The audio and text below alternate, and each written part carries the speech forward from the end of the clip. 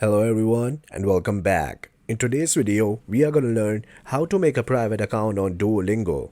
Open the Duolingo app on your cell phone. Now tap on the profile at the bottom right.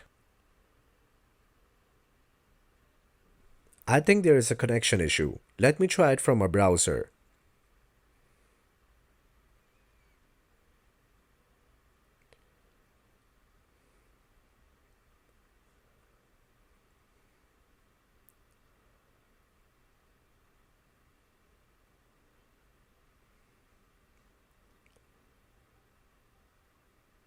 Once I've opened the Duolingo on my browser,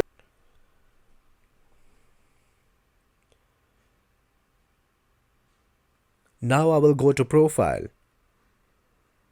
and then go to Privacy. Here, you can see the option of making your account public. Uncheck it and then save it. And you're done.